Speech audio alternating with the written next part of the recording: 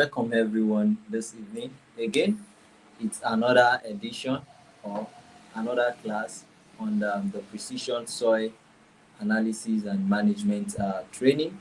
And then tonight, we shall be having Moyo Bekithemba from Zambia. He has actually confirmed his availability. So in a few minutes, he will actually be joining us. And then we were to have him the first time, like we were to have him, he ought to be the first facilitator to come on board.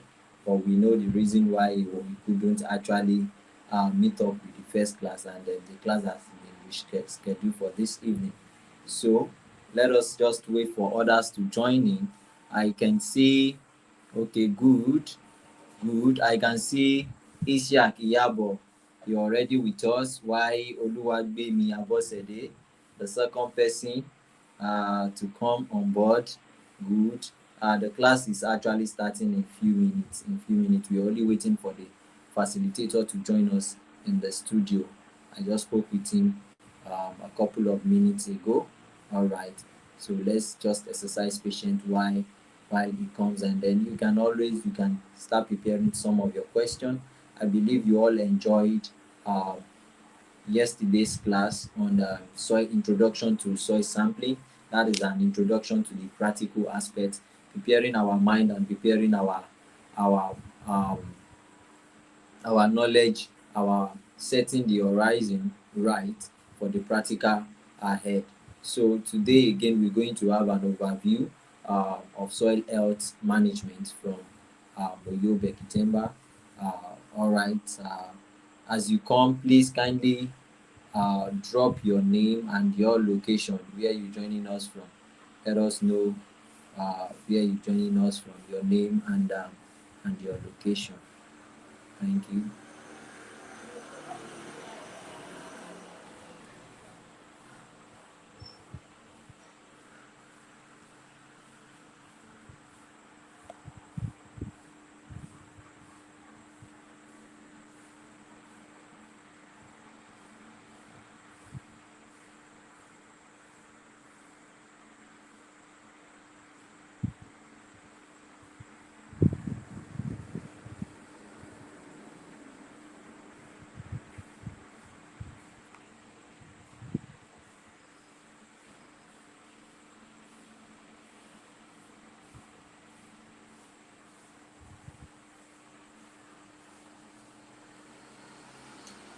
So while we are actually waiting for Moyo to actually join us in the studio, let me quickly address some matters. I believe by now most of you would have completed your FAO e-learning course on climate smart soil and land management. Remember, it's one of the deliverables that we actually qualify you to have the certificate at the end of the day.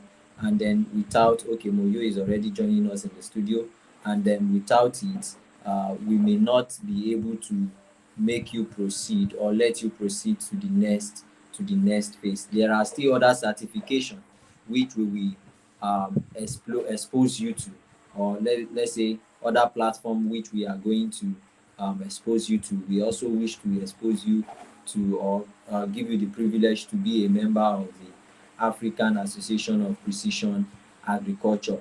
So, but before then, we have to certify, or we have to be sure that you already have a bit of the knowledge of precision, what it takes, or what we actually mean when we say the word precision. So you may not be a full expert yet, but at least you already understand what it is, and not just the misconception which people have about precision agriculture.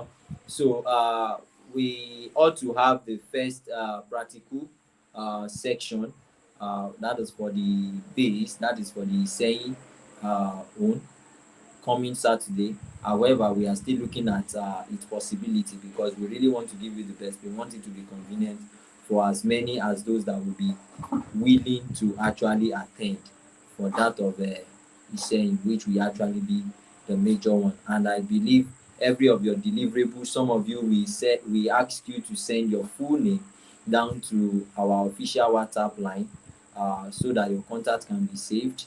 There is actually a reason for that. Is so we can actually track some things for you. But most of you have done that, while some are still lagging behind. Some are still yet to fulfill that. And then again, I want to say, whenever you have any problem, you don't really need to disturb the admin. You can always drop it on the platform. Those that have passed through what you are trying to do, or what you are passing through, and they've been guided uh, to actually get it successful, they can always guide you too. So let us build together, let us work together, let us relate together. There is a whole lot we can achieve with togetherness. With that, let us not keep our facilitator waiting. Let me just bring him in. uh, we can always continue our own discussion later. Let's not keep our facilitator waiting.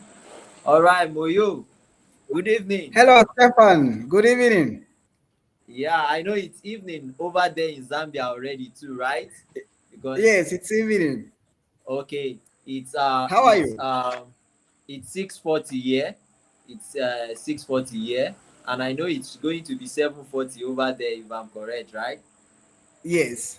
All right, because you are just an hour ahead of Nigeria. It's good to actually have you again on the platform to actually impart our young ones, and to actually impart uh, let's say practitioners or people interested in agriculture. It's nice to actually have you again. Thank you so much. Despite your tight schedule and then the whole lot happening that made us not to have you the first time, uh, you still give us the privilege to have you on this course, the Peace Maths 1.0. So thank you so much. We really appreciate. Now, thank You're you, welcome. Stefan, for that How are warm the farmers? welcome. Okay, before we go, how are the farmers doing over there? Hope everything is Ah, every, they're doing every, well. every Our rainy season has started, so farmers are okay. preparing for. Yeah, so it has been raining for the past 4 days. Oh wow, wow, wow. And Yes. So yeah. we are already approaching the end of our rainy season. In some places No, it's in some places for almost like a week now it has not rained. Like no, it's almost over. And no. you are All just right. starting. Yeah, All right. our season is just starting, and it will be a very busy season. We are Season. anticipating that we will receive moderate to above moderate rain for this season. So we just hope everything will come to pass. All right, all right. Thank Yes, you so sir. much. All right. Without wasting so much time, this is audience participants of Peace Mart. This is Moyo Bekithemba, the grand is popularly known as the grand farmer. The The grand grand farmer. farmer. Yeah, the grand farmer. Yeah, he's my brother from Zambia. He's actually doing wonderfully well. He's also a member. Yeah, let me tell them. He's also a member of the association of African Association of Precision Agriculture. Yeah, he's really doing so well. But Moyo, just as I told you, I was just coming in from the feed, so just to meet up with the time, and I couldn't even come along with things. I'm very sorry. We may not be able to project your slide as you speak, but we actually make it available for the participants on the platform. I Now, believe. all right. I think I'm seeing a provision here where I can put up my presentation. Okay, okay, okay. Possibly. Yeah, Then let me let's let's try. let's let's have it. All right.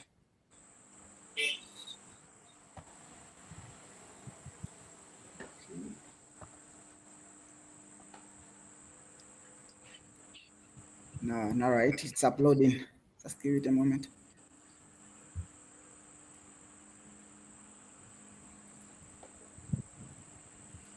So participants, it's over to Moyo. They are already welcoming you.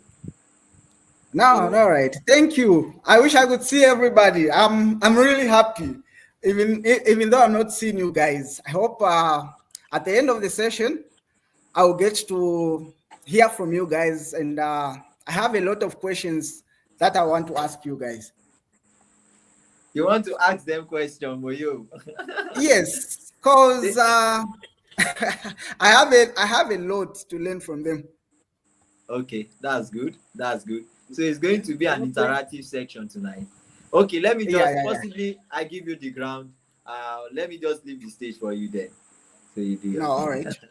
All right. Because Now guys, you are now with Moyo. Enjoy the day. I will be at the background, also learning. no, no, all right. Thank you. Can you confirm with me that you are able to see the slides? Okay. Yeah, I'm adding the slide already. No, all right. Okay. Thank you. Thank you for that. Now the Slide on. slide is up. Now it's on. Yeah, thank you. So, yeah, we are about to start our session tonight. This session was initially supposed to be the first module before you continued the precision soil healthy management and analysis training. But unfortunately, due to circumstances beyond our abilities, we are unable to host it on the prescribed day. But I'm thankful that I'm here tonight, and I hope I will get to share with what I know about soil healthy. And at the end of the slide, at the end of the session, I get to know what challenges you are facing and how best we can help each other to overcome those challenges. So the module today that we are going to talk about is introduction to soil healthy. Yeah. So before we start, before we begin, I would like to remind us that soil that is beneath our feet is not just dirt. It's a living system that sustains all life on earth. Without healthy soils, and I bet everybody can attest, without healthy soils, there is no healthy food, no healthy people, and no sustainable future. And it is important that we have such trainings, we get to learn and understand the importance of having healthy soils. So today we'll be learning the fundamentals of healthy soils, why it is important, why it matters, and how we can restore and protect it for future generations. So as you can see on our slides, we have certain objectives on which we'll get to learn and understand the fundamentals of soil, of healthy soils. So by the end of this session, you should be able to define what soil healthy and explain its importance. You'll be able to understand the physical, chemical, and biological aspects of the soil. Recognize that the soil as a living system, as a vital living ecosystem. And at the end of this session, I will discuss the common soil degradation issues that are happening globally, but in particular, Africa. They are the soil degradation issues that are happening here in Africa. So we continue with our training. So, what is soil healthy? Yeah. So there's this saying that I like. It goes like, give the soil what it wants, and it will give you what you want.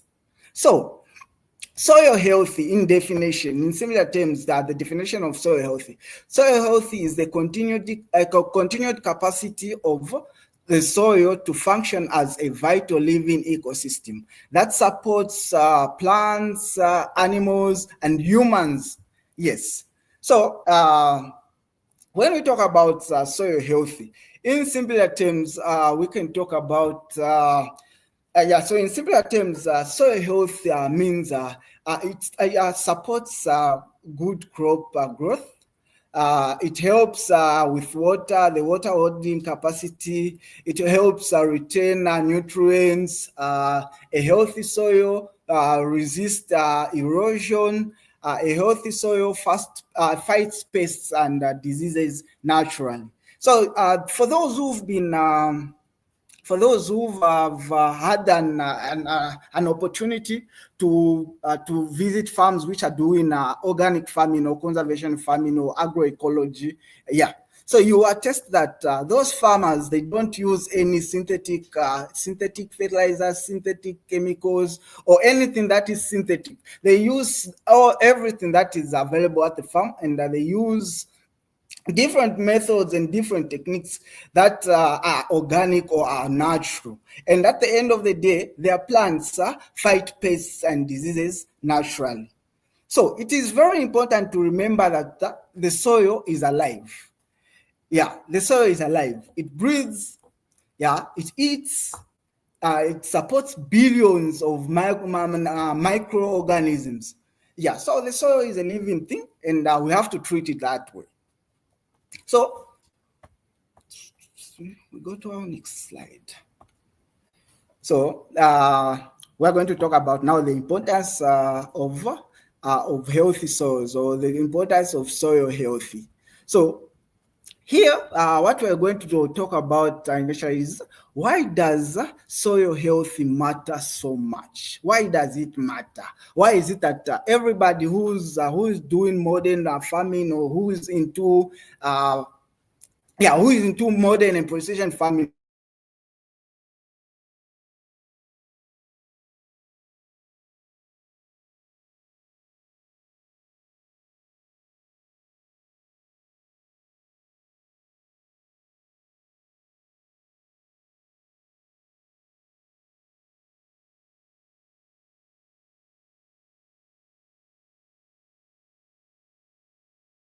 if we treat our soils badly, that will affect our food security, and at the end of the day, we won't have a sustainable future. So the next point that we are going to talk about, why soil healthy matters, is it regulates water and nutrient recycling, helping plants to grow. So when we talk about regulating water, I bet most of us as scholars, we've done some practical sessions where we want to understand the effects of unhealthy soils and the importance of healthy soils. So one of the practical examples that we can talk about how to regulate, or how to know that our soils are healthy, or our soils are good at retaining water, is we put water in something that is mushy, so that the water can penetrate and we are able to see it. Then for those soils that are not good at water retention, the water will just pass through. Example are these sandy soils. Yeah, they're not good with water holding capacity. But if you do that with a healthy soil, you'll see that the water will take long for it to penetrate the mush. Then on the nutrient recycling part, we know that the soil, the healthy of the soil is directly related to how productive the soil is, or the nutrient recycling abilities. If the soil is poor, we know that it doesn't award nutrients that are able to sustain the crop from the initial stage to the final stage, which is the harvest.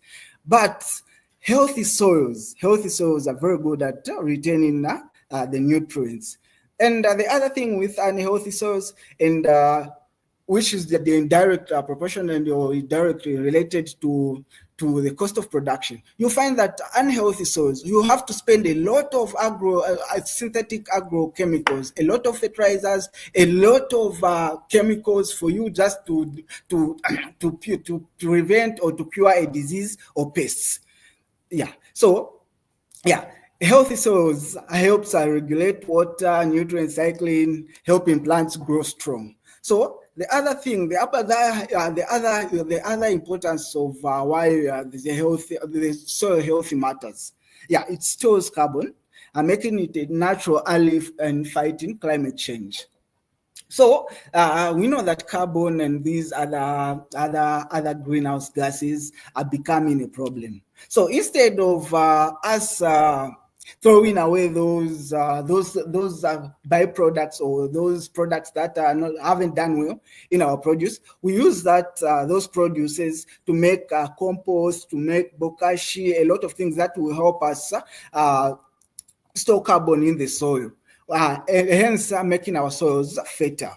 The other point is it supports biodiversity. When we talk about biodiversity, we're talking about the the microbes in the soil, the microorganisms in the soil, the insects, the beneficial insects.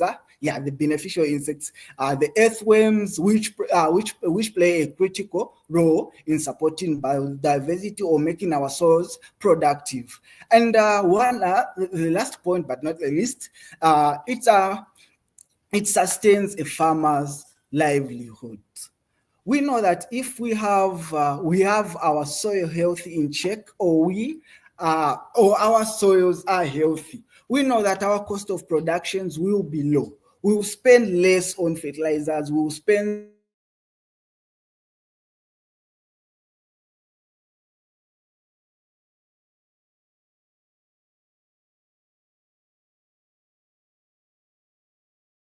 less on these most of it for us to have a bumper harvest.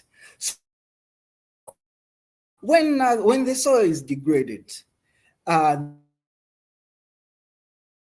they rise, and as a farmer you will suffer, because most of us farmers, we are just producers. We don't determine our own prices when we're going to offtake our produces. So the only way that we can make our production sustainable is if we reduce the cost of production. And the only way that we can reduce the cost of production is taking good care of our soils. And at the end of the day, it's a win-win-win. We take care of the soil, or we give the soil what it wants, and it gives us what we need. Yeah. After talking about the importance of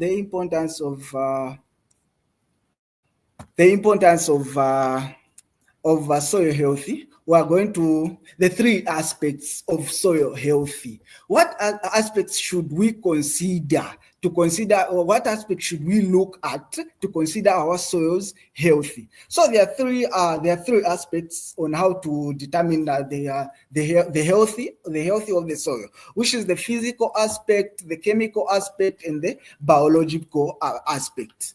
For the physical aspect, this refers to the soil structure. How is the structure of the soil? Is it gritty? Is it smooth or slippery? How does it the water capacity, the texture, the porosity? Yeah. So it is. So the physical aspect initially means how the soil feels and behaves. So good structure, good soil structure, or a good physical aspect of a good soil allows air and water movement and deep root penetration. So those people who have been doing conservation farming, and those who have been doing the conventional way of farming, you will see a difference. With time, the productivity of the lands which have been farmed using the conventional way, which is the ordinary way, the conventional tillage, the conventional way of farming, compared to the one that has been used for using a conservational way of farming, you will see the difference. The difference that for the conservational way, since they're using heavy equipment to till the land, heavy equipment to plant, heavy equipment to do all the daily operations of the farm, you'll find that those who are using the heavy machines, their soil with time will become compacted. But those who are using the conversational way, where they just drip, they use conservation of farming units, and these other ways of conservation farming, you find that their soils with time, the yields will start increasing, because the penetration of the root penetration of that soil is very good, because we don't use heavy equipment to compact our soils. So the other thing, poor structure that they lead now to compaction, clustering, which limits root growth and reduces yields with time. So there are the other aspect is the chemical aspects. The chemical aspect initially just means the nutrients and the pH in the soil. So when we talk about the nutrients, we know that we have nutrients which are micro and macronutrients. In total, if I'm not mistaken, there are 21 vital nutrients that are needed in the soil for it to sustain the plant's life. And when we talk about the pH means how acidic or how alkaline the soil is. So for the acidic and the alkali, for the acidic acidic, the reason why soils become acidic is an excess use of synthetic fertilizers. With time, your soils will become acidic because of that. Then we are going to talk about how can we determine the nutrients and the pH or the pH of the soil. There are different ways of how to determine the pH of the soil, but the most efficient one is using taking your soil, sampling your soil, take them to a lab, and they have them tested in a lab. That is the most efficient way. But there are ways that you can know that is my soil either acidic or alkaline. There's a simple basic science, the one which deals with other bases and acids reacting. So we know for the base we'll use baking soda. So when baking soda reacts with an acidic soil, it forms, it makes some bubbles. We will know that our soil is acidic. Then so the best way that you can do is have your soil tested in a lab. So the next point is the biological aspect. For the biological aspect, this is what makes the soil alive. It includes the biological aspect includes the bacteria, the fungi, the earthworms, and the other microorganisms. So these are the things that make the soil alive, because they help us break down or decompose organic matter, which at the end of the day release nutrients and build the soil structure. So these are the things that are very helpful when it comes to sustainable farming, because we know these bacteria, they break down the bacteria and the microorganisms, break down our organic matter, which at the end of the day is very essential in making our soil structure perfect. So so we are going to go out our next slide. Why is soil healthy declining? This is the interesting part. Why is soil healthy declining, or why are our soils getting degraded? So unfortunately, soil health is declining, not only in Africa but across the world. And the main cause of this is the activities that us human beings have been doing. So the major causes of soil degradation, or why our soil health is declining, is intensive agriculture and overgrazing. So on the intensive agriculture, we are going to talk about livestock farming. So for a single head of cattle, requires something between 2.5 to 5 acres of grazing land per year. So let's say there's this farmer. He's not aware of such knowledge, and he keeps a head of 100 cattle on a 5 hectare farm. That will lead to overgrazing, and with time, that land will become bare, which will be open to our next major cause, erosion.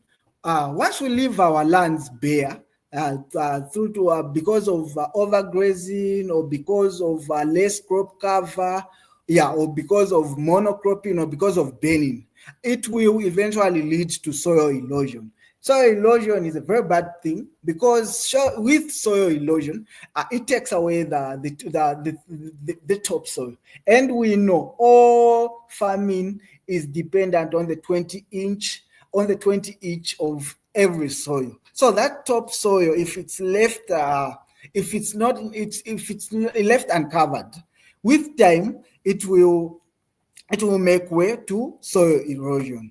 Then the other major cause of why our soils are declining is because of the chemical pollution from the agrochemicals that we are using. So yeah, as I said before, uh, this is the major cause of why our soils are degrading, why our farmlands are becoming less productive. Is because it is because of the dependence of synthetic fertilizers or synthetic agrochemicals. So how can we minimize chemical pollution? The only way we utilize chemical pollution is if we adopt the sustainable way of farming, the modern way of farming. We integrate, we diversify. Instead of doing monocropping, we grow it. We practice crop rotation. We do different things. Instead of using the conventional way of farming, we use the conservational way of farming, which is more safe and will benefit us.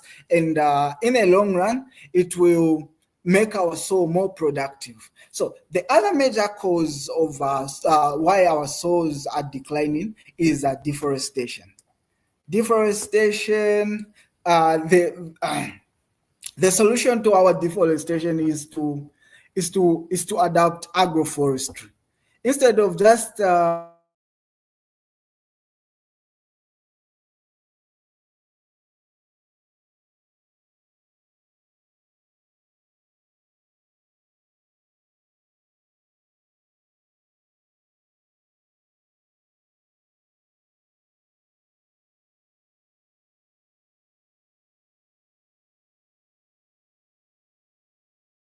or external funds.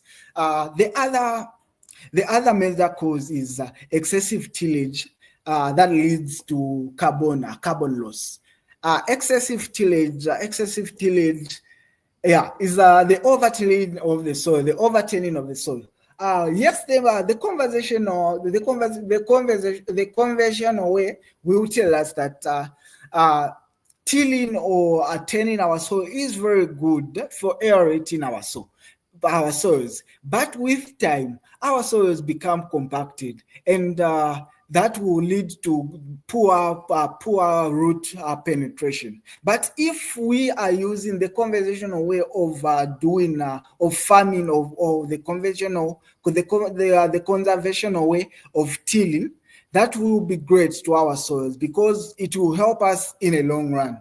So the other major cause, this one is the talk of the day: climate change, which causes drought and heat stresses. For climate change, for the climate change cause, the only way we can solve this problem is through adopting what we call CSA, climate smart agriculture. Yes. So if we are to talk about the land, the agricultural revenues that Africa loses yearly. Africa loses billions in agricultural revenues each year due to soil degradation. And if we don't act now, food security will be hard. It will be bad to an extent that we will have to be importing more than we are already doing, and yet we have a lot of arable land, which if we take care of, will not only sustain us but generations to come. And the fight starts with us. So we are going now to talk about the challenges to soil healthy in Africa. So So the challenges that we are facing in Africa, as I have already mentioned, erosion, nutrient depletion, compaction, acidification, and salinization, organic matter loss. These are the challenges that are making our soils or our agricultural enterprises less productive.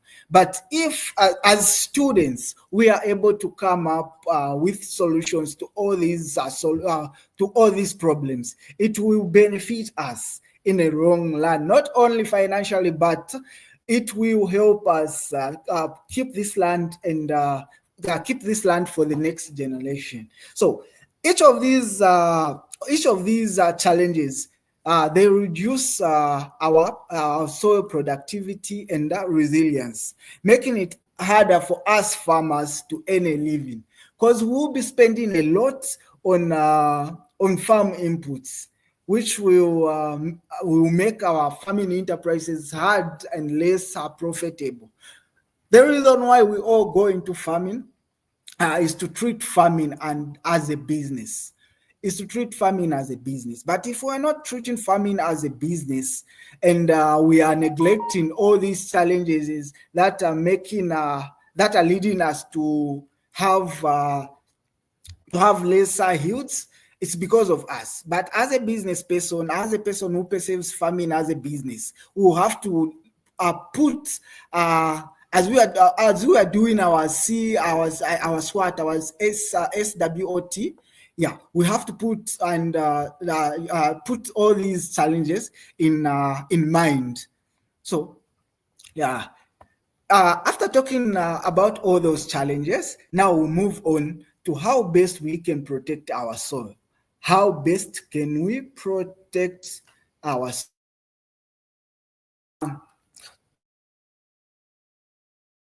For all those challenges, all those problems we have faced. Some of the key or we can use. First and foremost,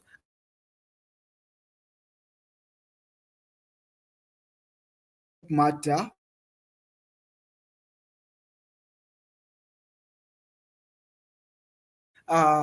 crop residue, incorporating them in the soil residues,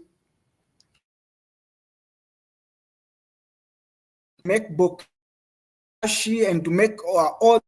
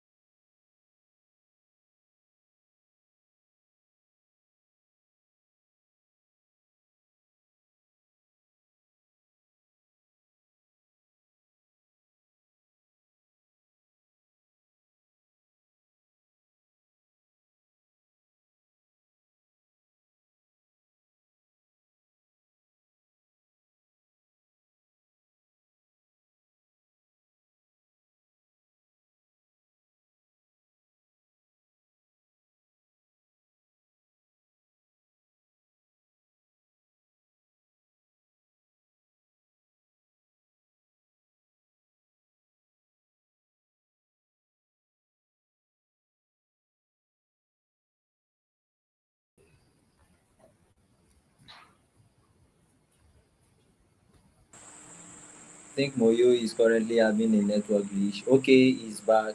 He's back now, so we can have him continue. no. All right, sorry, I had received a direct call. I'm using my phone, not switching my Okay. laptop. Yeah, sorry about that. Yeah, we can continue. So we ended on how best we can protect our soil. We talked about adding organic matter, of organic matters that can help improve which is compost manure. For the manure one, we deserve to use well rotten manure, not fresh manure, but well rotten or well aged manure. And we talked about bokashi. Then the next point was uh,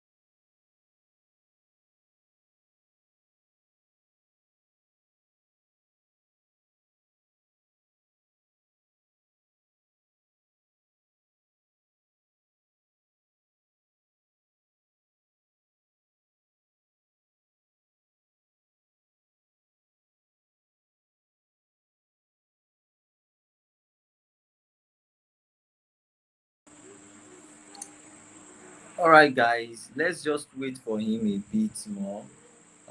He should be back. Possibly, the last time he complained of a call coming in. So let's just wait few more minutes uh, to have him back.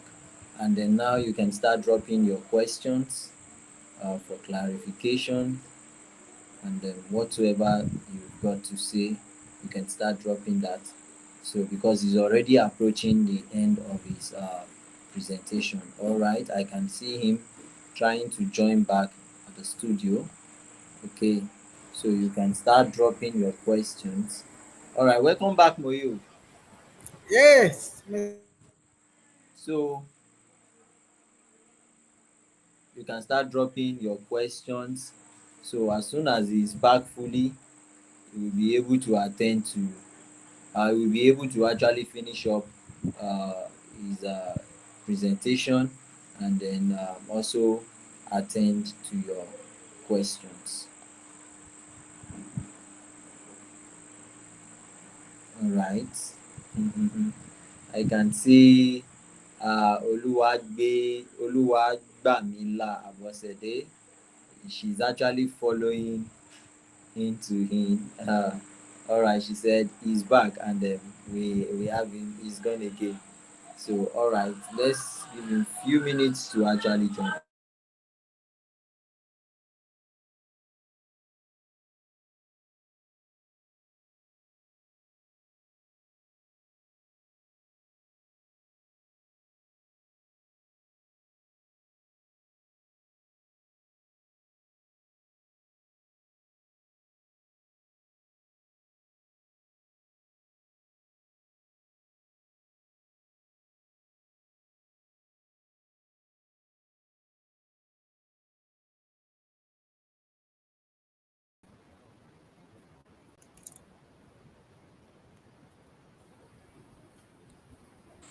You can start dropping your question as soon as he's able to round up with his presentation.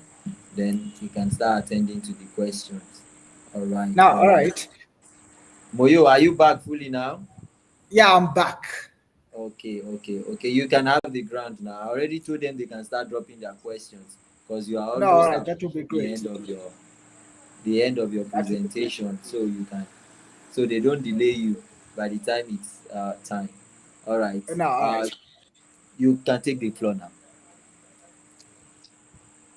Thank you. So yeah, we are talking about how best we can protect our soils, or how best we can improve the healthy of our soils.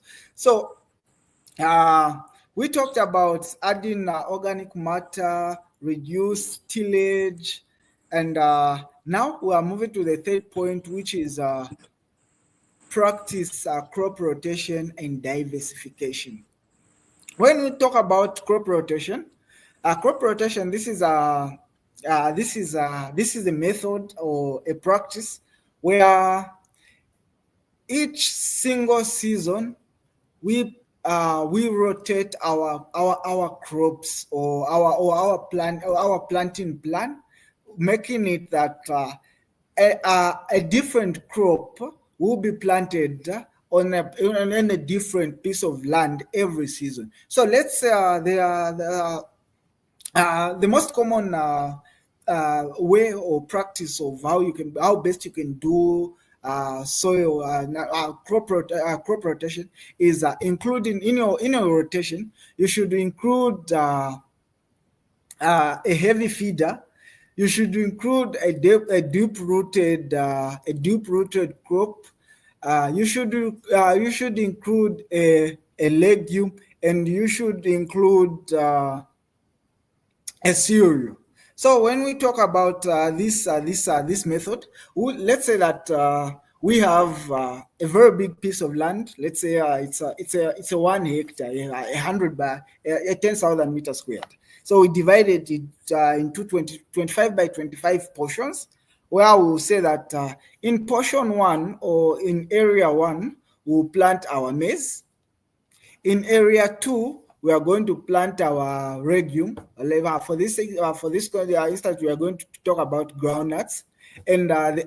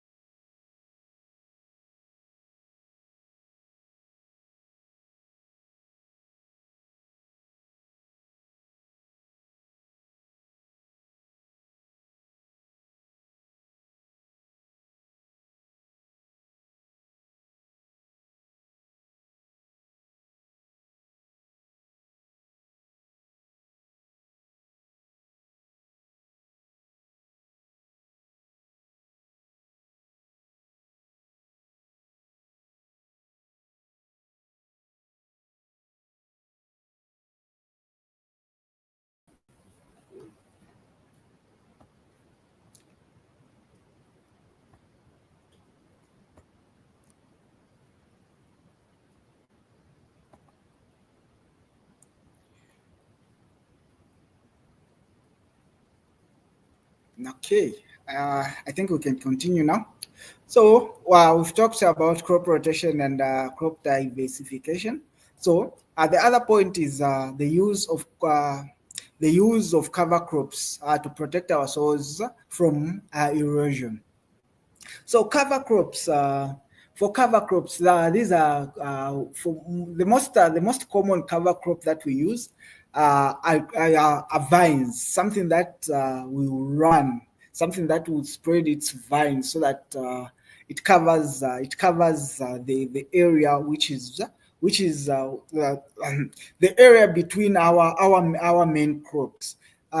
For crop covers, for the other importance of using cover crops is it helps us reduce on how much we can weed, because it suppresses the weeds. So then the other point on how best we can protect our soils or soil healthy is apply controlled grazing instead of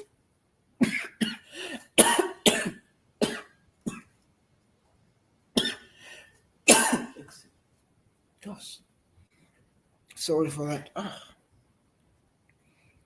Yeah. So the other thing is apply controlled grazing instead of overgrazing. The other point is the use of biological pest control, or what we call integrated pest control or pest management.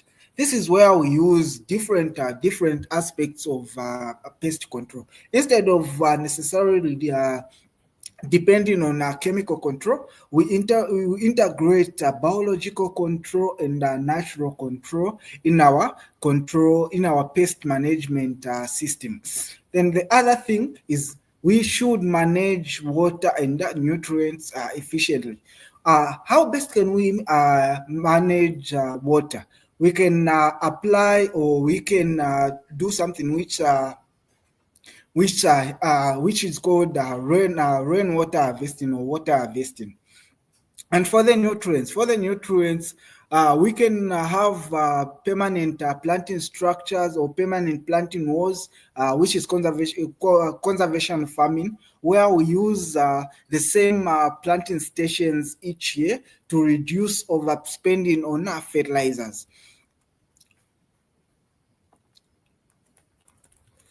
So we will continue. The practices that I've mentioned above are not only restore soil fertility, but if done correctly, they cut the costs and making farming more sustainable. So our next point will be the tools.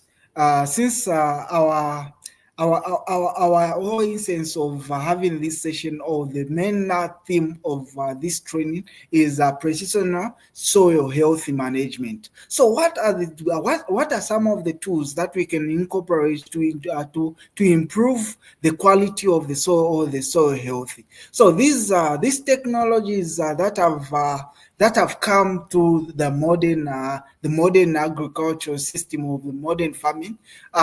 These technologies are changing how we can manage the soil, because these modern tools, they will help us. They will give us real time data on how our soils are.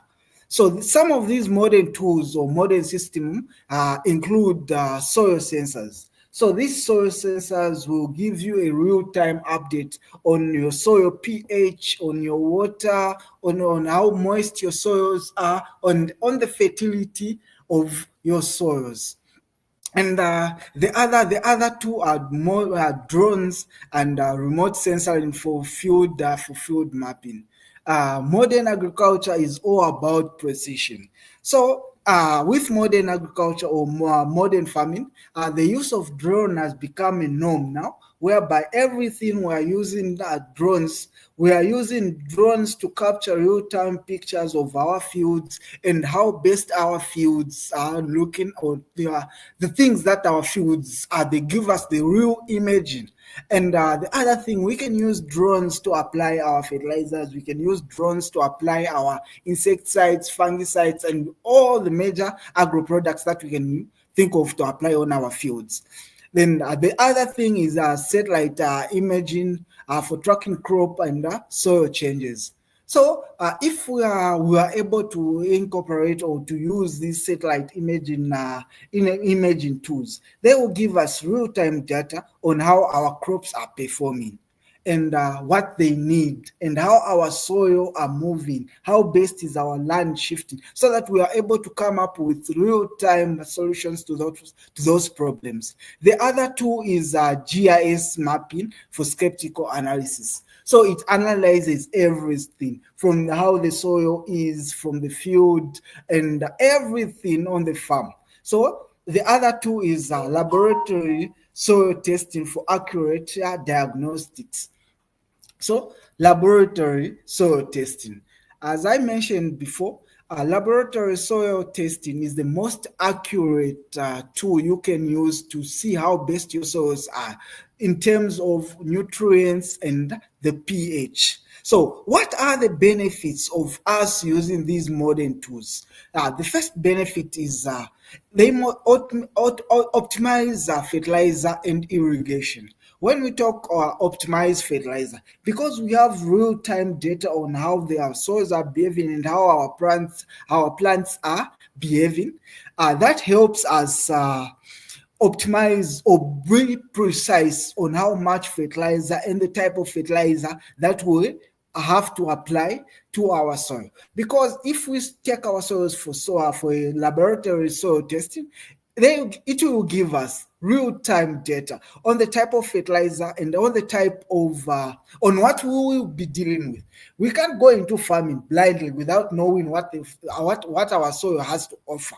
We have to know what is lacking in our soil and what isn't. And in that way, we'll optimize on our fertilizer use. And on the irrigation, we know that there are plants or there are crops that don't require a lot of water, and there are crops that require a lot of water. And if we are able to use real-time data on how we are watering or measuring the moisture of our soils, we'll be able to optimize the water that we feed our crops.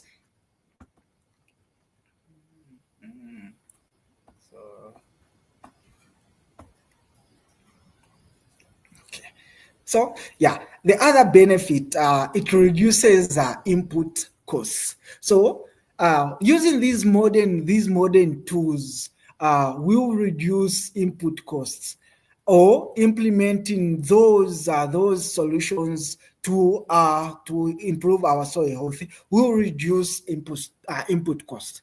Because if you are able to know how much fertilizer, what type of fertilizer, and at what stage do I need this fertilizer, you'll be able to make an accurate budget, hence avoiding you overusing or overspending on inputs that you don't necessarily need. The other benefit is it lowers environmental impact. So as I mentioned earlier, the impacts of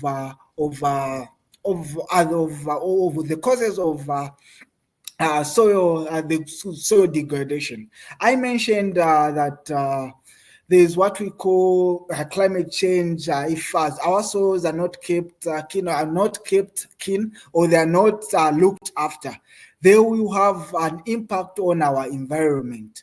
Then the other benefit is support data-driven decisions.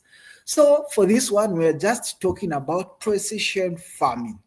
If you are precise in all the decisions that you make in your farming endeavors, if you are precise on how much inputs you have to buy, or precise on how much you have to use to produce a particular crop, that will benefit you in a long run, because it will help you save. It will help you mitigate problems before they arise. So yeah, so Precision soil management allows us to treat each part of the field according to its unique need. As I always tell my farmers, that each field or each farm has its own special needs.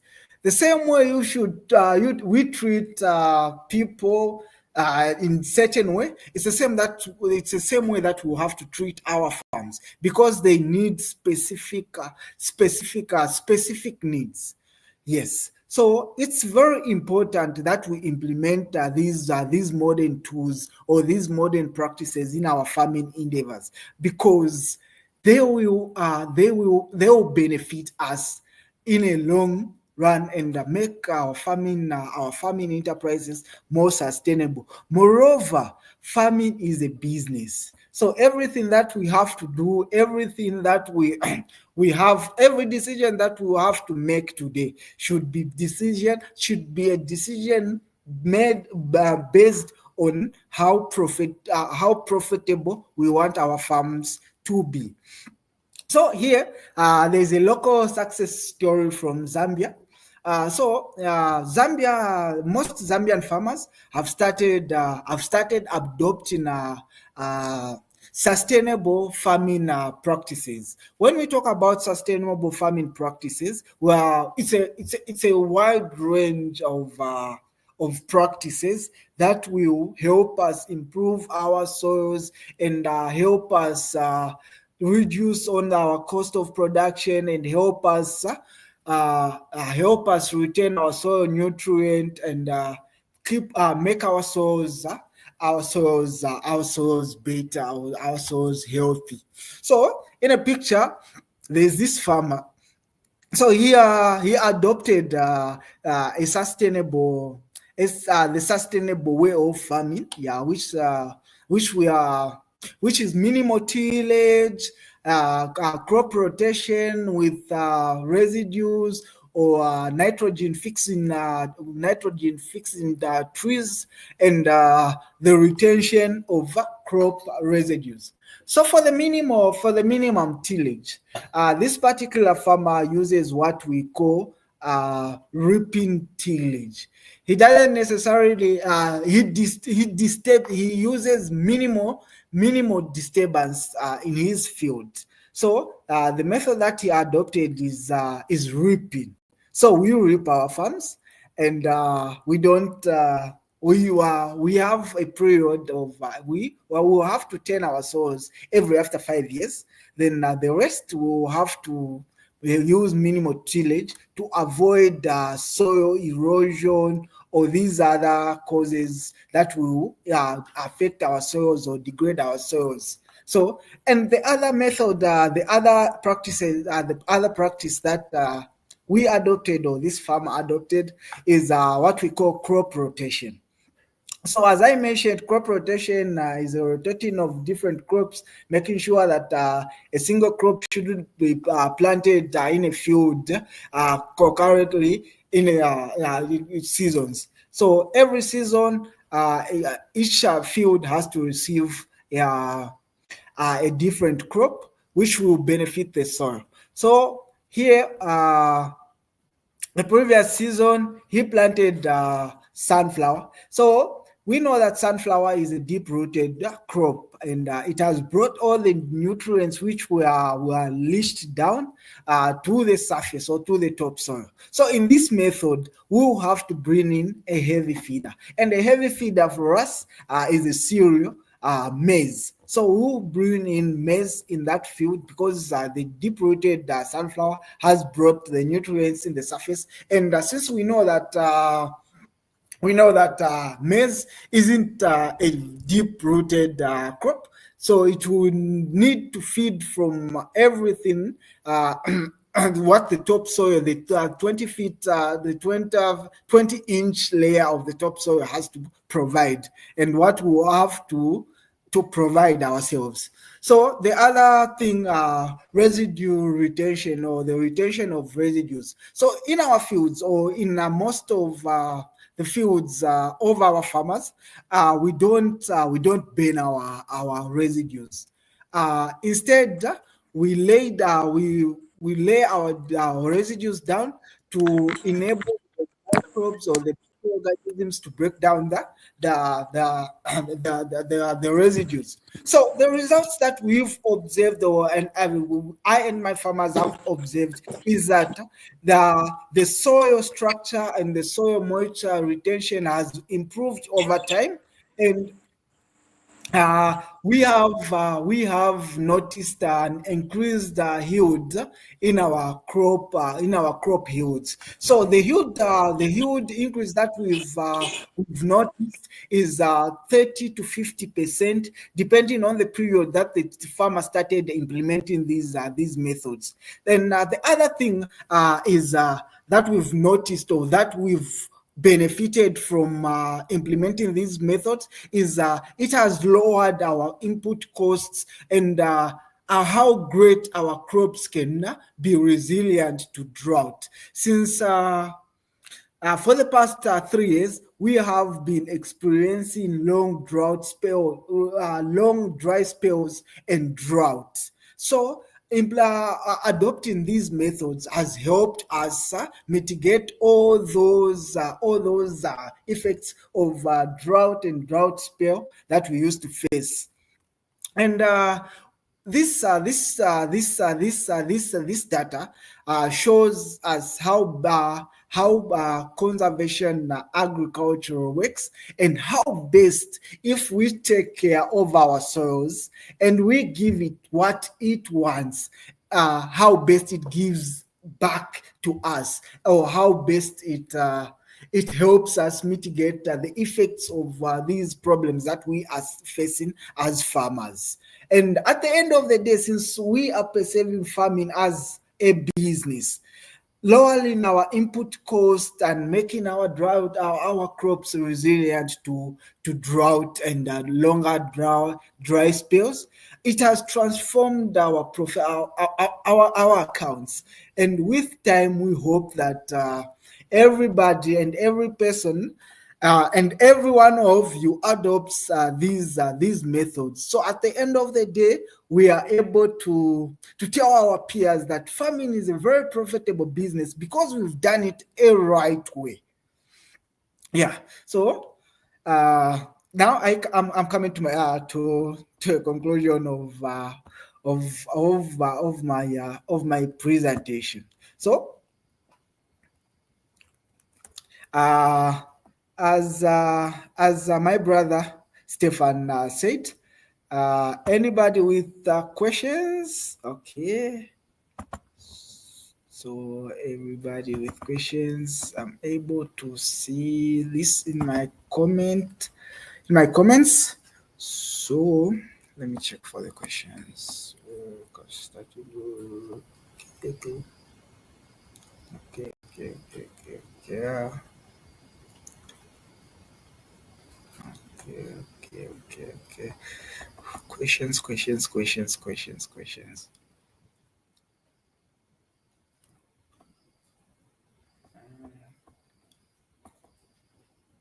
Okay, so everybody is complaining about the network. So, all right. Since nobody has questions for me, I just have 2 questions for you guys. And my first question is,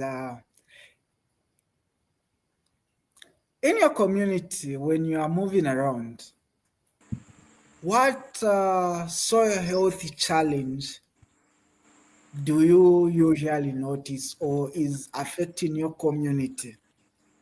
And as you, knowing that that's a challenge. Oh, that's the second question. So the first question is, what soil health challenges do you notice in your community, or does your community face? And the follow-up question is, as you, a farmer, a modern farmer, somebody who's learning, somebody who's perceiving, who's taking courses in agriculture, seeing those challenges, what can your farmers or your community members do differently today in order to improve that problem that you're facing in your community? All right. So those are the two questions that I have for my participants or for my colleagues. So, how can one apply this method of soil Okay, conversation? I think Moyo, Yes, Mr. Moyo. Stephen.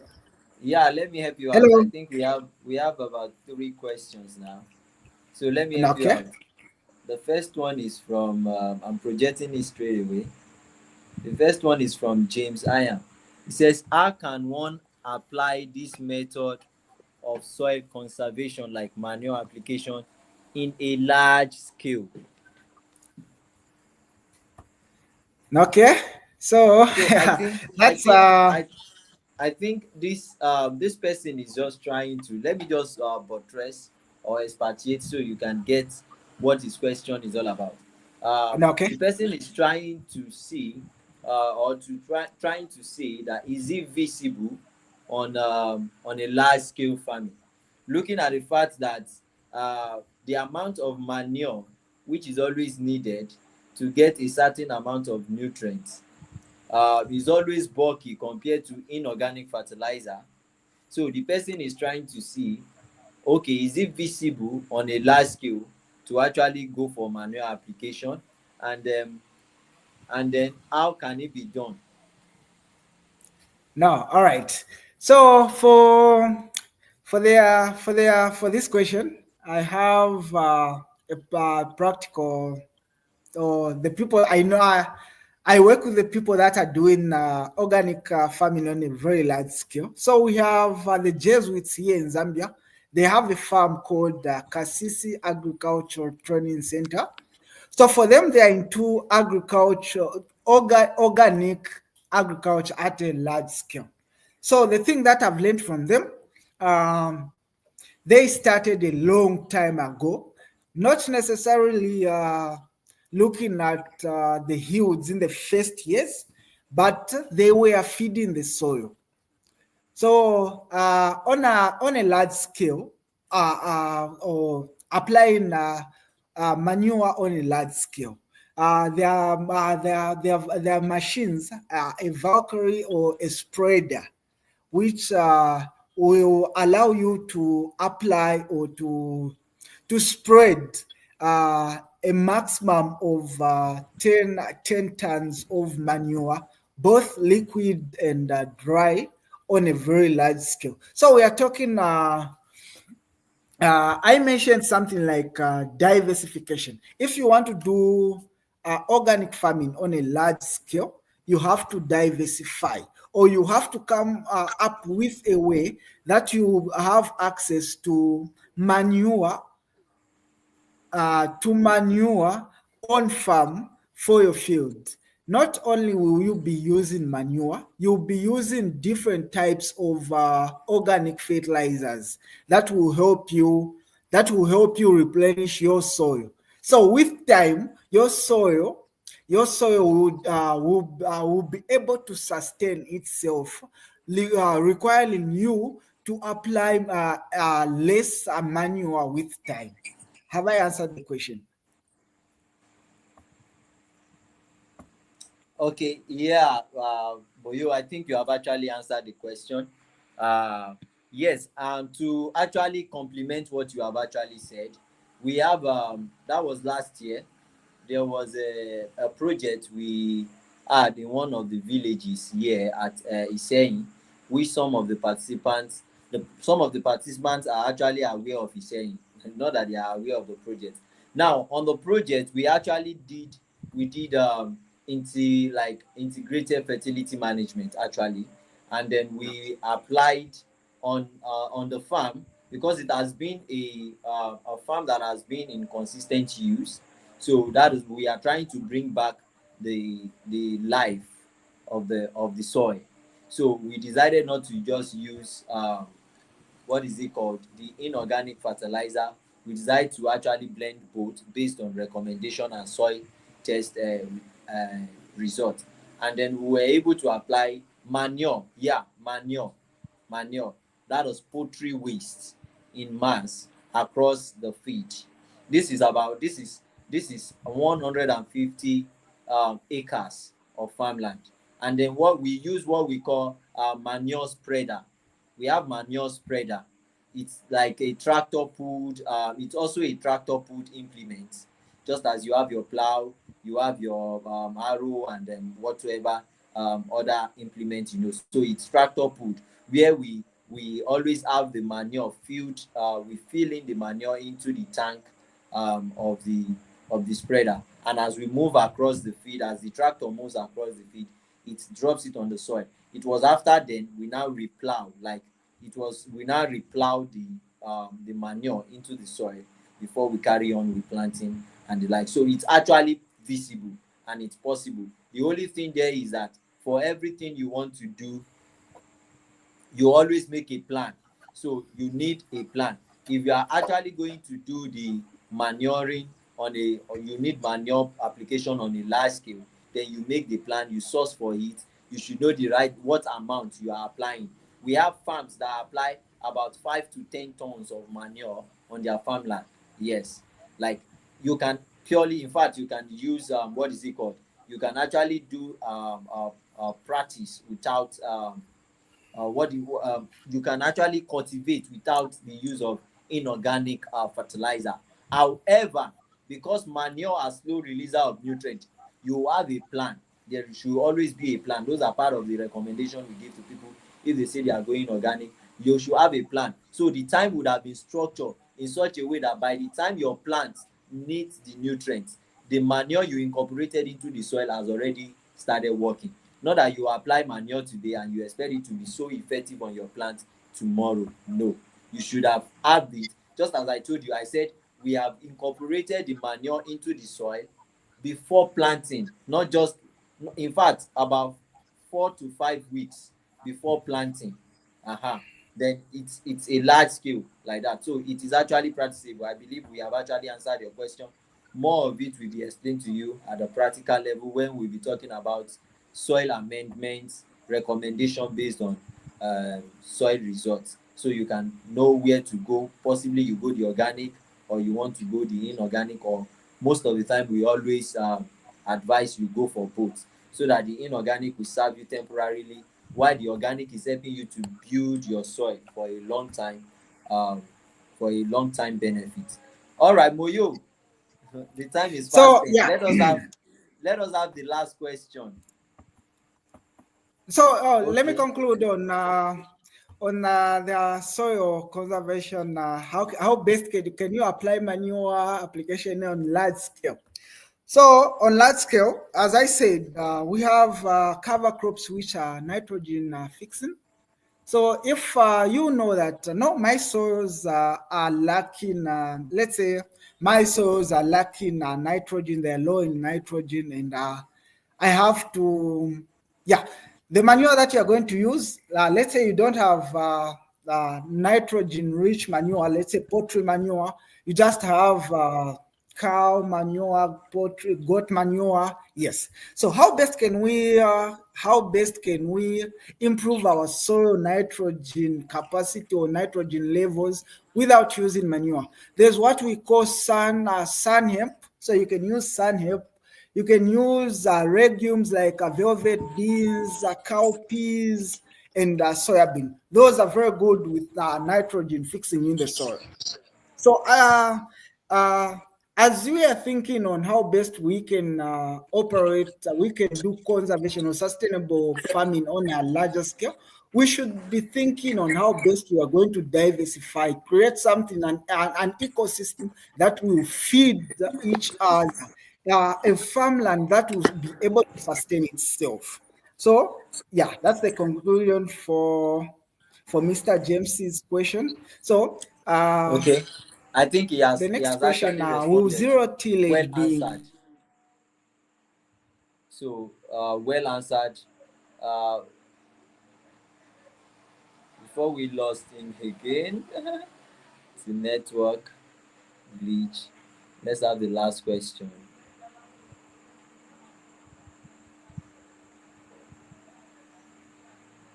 Moyo,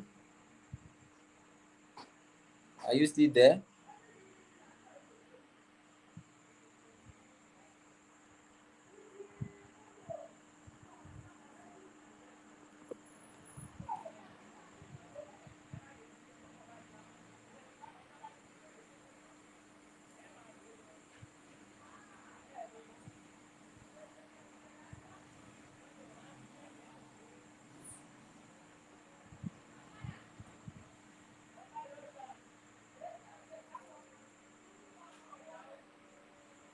Let's wait for him a bit to answer the last question before we wrap it up for today. It's been a wonderful class today. At least you would have learned one or two things from this class. Or let me just answer the question on his behalf.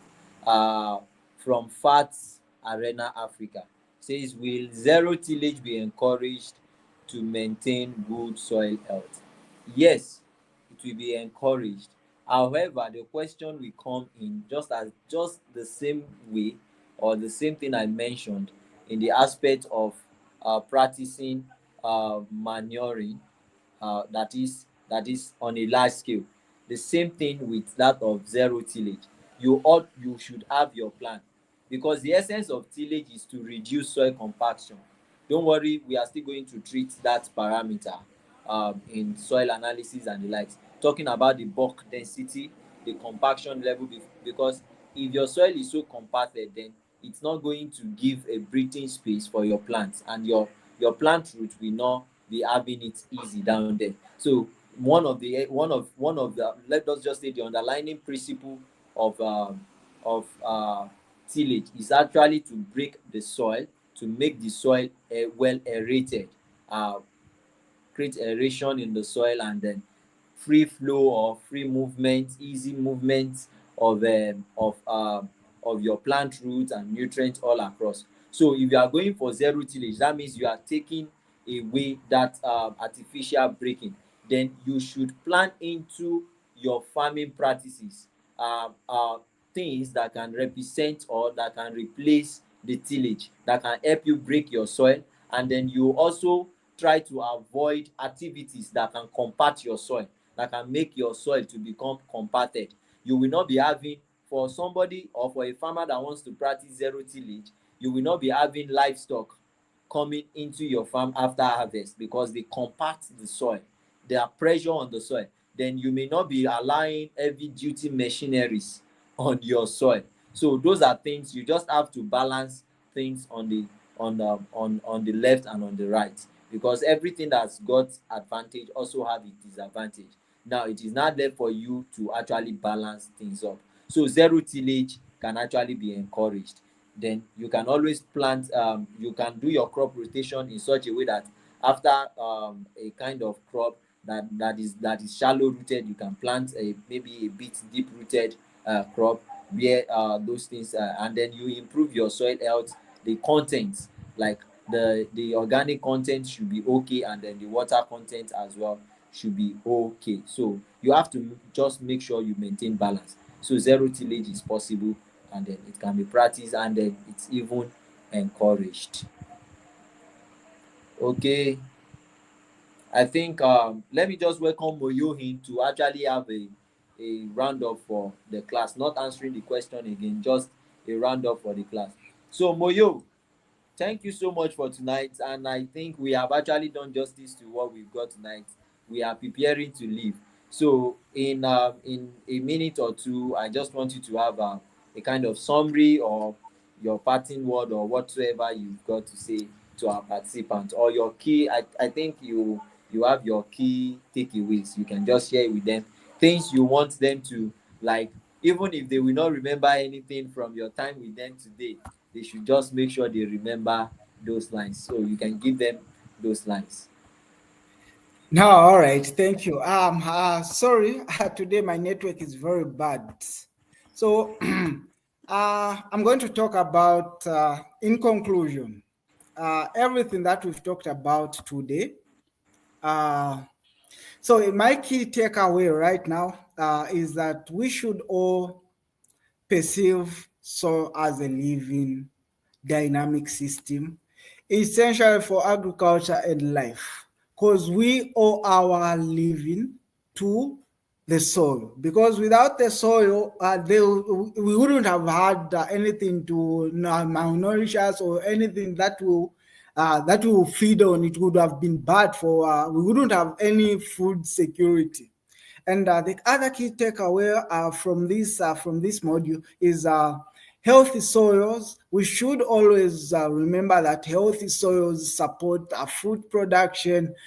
They support clean water. It supports clean water. It supports carbon storage and biodiversity. The other thing, soil health is determined by its physical, chemical, biological properties, which we've already understood by this time.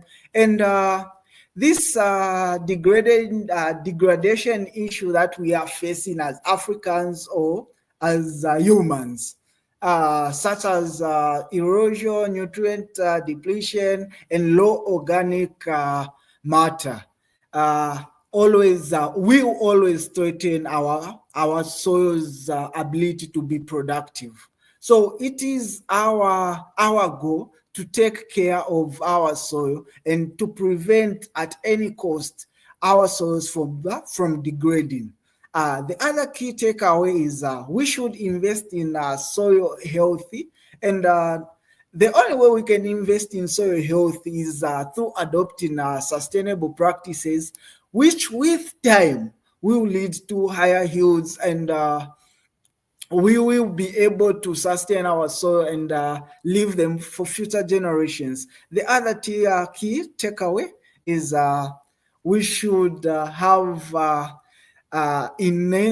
we should find a way of how best we can enhance our soil's productivity to be resilient to climate, and it should be able to improve the livelihood of a farmer. So these are the key takeaway points that I've understood or that I've gotten from this session. Thank you. All right. Thank you so much, Moyo. Really appreciate that. It has been a wonderful section with you tonight. Thank you Thank you so very much. thank you so much. Our regards to everyone over there in Zambia. So thank you very much for tonight. And I believe They any already, other time we call upon you. Sorry, my audio. I believe any other time we call upon you, you will surely be here to give us I'll things, right? surely be available. I'll All right. surely be And then available. It's, I really wish you a successful farming season as you begin the new farming season. Thank you so Thank you much. very much. And it's Bye. you know what the irony is that every time we get to have such trainings, uh, for you guys, it's the end of the season, and for us, it's the beginning of the season. So we get to enjoy the privilege of learning from each other and seeing how best we'll be able to start our farming season on a top notch or on a high notch. That's good. That's a nice one. All Yes. right. So we Thanks so really much. appreciate you, and I really appreciate everybody who has taken part to this training. Thank you very much, and I hope I'll get to see you implementing all these practices and all these solutions that we've talked about on the challenges that we are facing as Africans. Thank you very much. All right. So to everyone, thank you for joining in tonight. And those of you who couldn't join us live, it will be available on our official YouTube page, and then we will also share the link for you in the platform. And then do not forget to take the attendance for today. The attendance form will be sent to you so you can take it. So Moyo, good night from here. All right, Good bye night. bye. Thank you. You have a great night. Everybody, have a great night. Thank you. Bye. So to everyone, I say good night. We continue discussion on our WhatsApp platform. Hopefully tomorrow morning we may be having Jack Go from China. Thank you all. Bye for now.